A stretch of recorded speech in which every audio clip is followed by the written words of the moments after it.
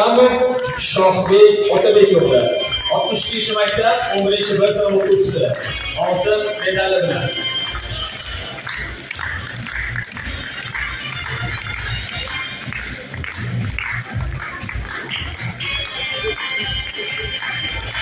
Semirova Durdona Shuhratova 62-maktab 11-B sinf o'quvchisi oltin medali bilan.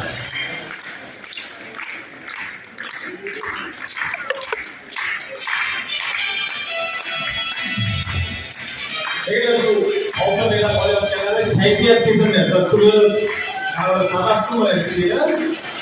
Bu sizlar ishtirok bo'ldi. Ishlab qolib, tashakkurlar berayotgan deb gapirganman.